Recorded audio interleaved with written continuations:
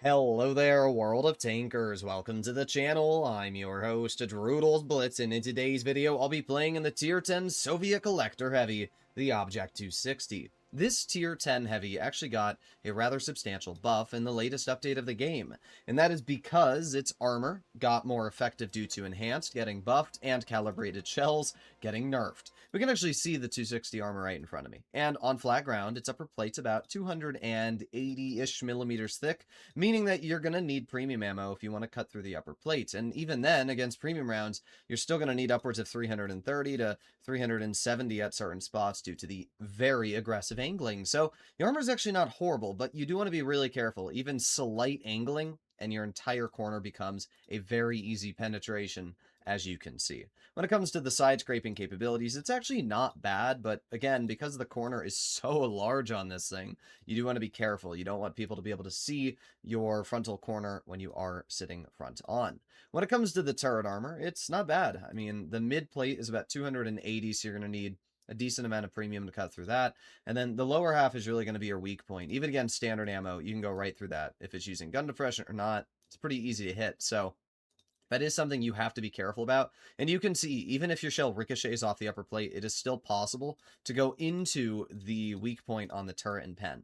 But generally, the armor is a lot better on the 260 now than it ever has been in the past. And when you pair that with the fact that heavies and all tanks got a slight power to weight ratio buff with the latest engine accelerator changes, really, the 260 is faster. It has better on-movement dispersion, which is great when you pair it with combat stabilization.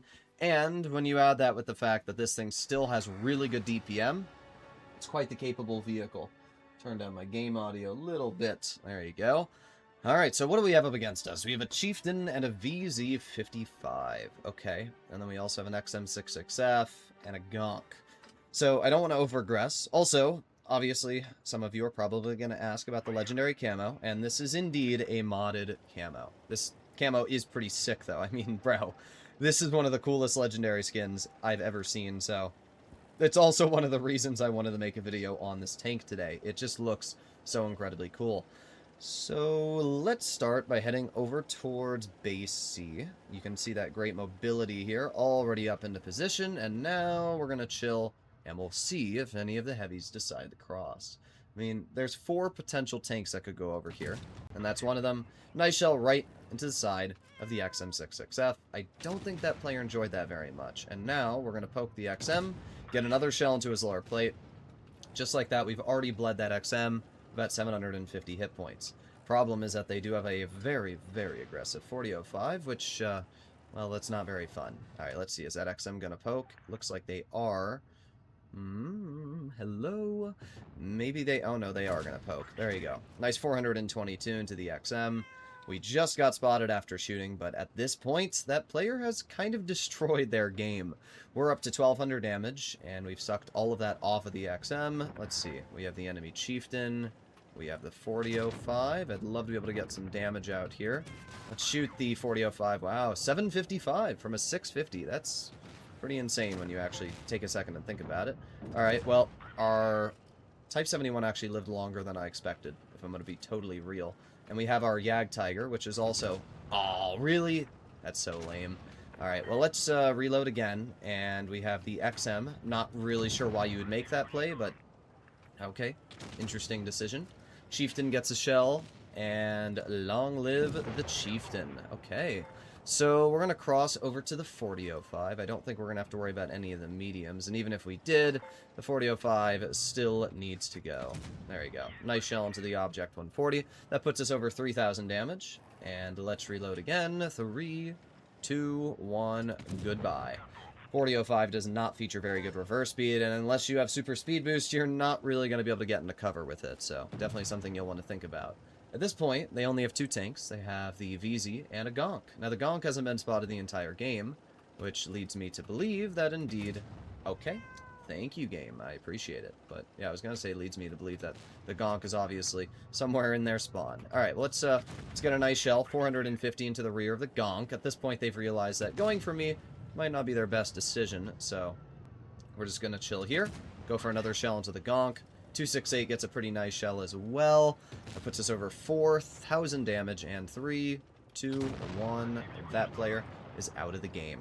We can see here, once again, that great mobility. Already up to 40, 45. Yeah, this thing's pretty dang fast. And again, that camo just looks so incredibly cool. We have the VZ, which we're never going to hit there, so we'll just keep moving up. And, well, looks like he'd rather died everybody else but me. But I can't get too mad. That was a solid game, and a good example of where the gun on the 260 is quite nice. We were able to easily bleed out the XM66F. We bled out the Chieftain a bit.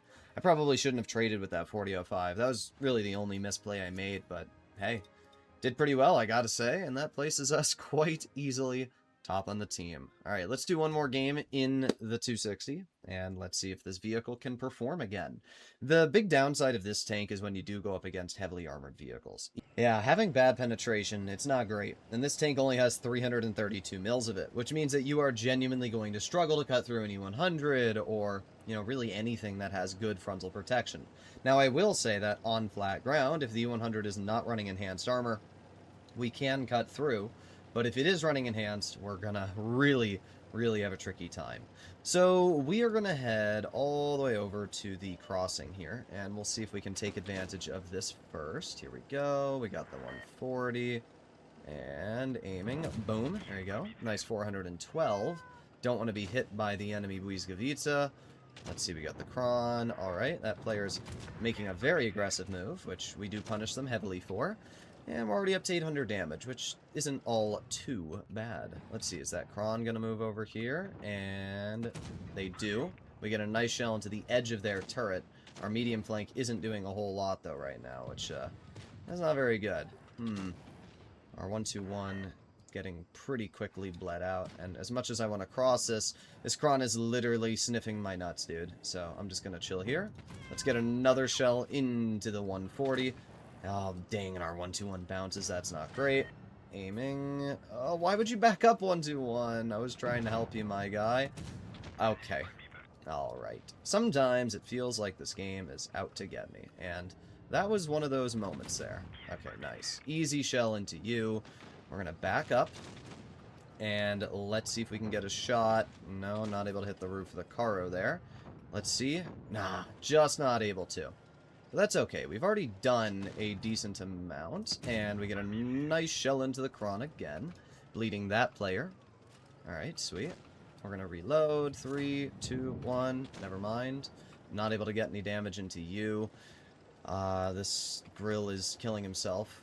Okay, interesting decision. We're gonna load an HE. He's running Spall. I'm completely shocked by that, to be totally real. Completely shocked. But we got another shot into the grill, bleeding them out. And now we still have an E100. Ooh, no thanks. I'm just gonna chill right here. Let's see. Okay, that works. Nice. And then we still have a lot of tanks left on their team. As I said, we have an E100 in front of us here. We have the 140. We got all these vehicles. We're going to move up this hill. Nice. 413 into the VZ. We did get penned in return. I overexposed my lower plate, but that's not horrible. Let's aim it on the 100. Okay. That should have penned. It was a 50-50, and unfortunately we got really unlucky, but that's okay. We're going to put on my adrenaline, and this time we get a nice shot right into the lower plate. Not a great roll, but a pen's a pen. We're going to aim it again. 3, 2, 1. There you go. 389, locking the 100 down. Reloading again. 3, 2, 1. Boom. Another 400 damage into that player. And that's a lot off of that E100 already. Let's see. Are they going to poke again? Aiming. Boom. There you go. 500 damage into their lower plate. And let's just back up really quickly. I can tell you that this E100 is not the biggest fan of me. 268 gets the clearing shell, and just like that, we are up to 5,750 damage. Again, you can quite clearly see how the DPM and the fact that, well, I mean, it doesn't really matter about the armor. We haven't blocked any damage, but we also haven't really been shot much. So we're just going to push over towards the VZ, and I'm going to see if I can get some damage into this player, because they were last spotted right over here, and I don't think they've left this position, so that's who I'm going to go for. Yep, there you are. VZ's right over here. And let's move over towards the side of his tank. Boom. There is 577. It's pretty good. Unfortunately, the 7,000 damage I was hoping to deal, my 268 sucked away. But I think 6,553 damage is still a very good result, and it really shows where the mobility, the DPM, and the capabilities of the 260 can actually be pretty strong. And in a meta where armor is important, it seems like this tank can do a pretty good job against mediums now that they're going to struggle to cut through your upper plate. It can do a decent job against heavies because they'll also struggle to pen you. Obviously, in this game, it didn't really matter because the enemy team kind of fell apart, but I really can't get all too mad. That placed us in a really solid game. So let me know in the comments what you guys think about the Object 260. Do I think that this is a tank worth picking up? No. I think that the T95E6 and even the Stridsvon K still might feature better capabilities, but I do think that for the role this vehicle is trying to have, it's close. I think if it got a slight buff to either its top speed, armor, or gun depression, one of those three, it would be great. Wargaming, hear me out. Give it a top speed of 60. Give it a better power to weight ratio. Keep the armor and everything else the same. This would allow the 260 to be incredibly unique because it would be as fast as mediums that are like genuinely quick. And it wouldn't really change anything else about the vehicle. It would just make it a really, really good medium contender. And I think it would make it fun as well. It goes 60 on PC. Why not make it go 60 in Blitz? Hopefully you enjoyed the video. If you guys want to see more like this, make sure to smash that subscribe button. See you in the next one. Bye-bye.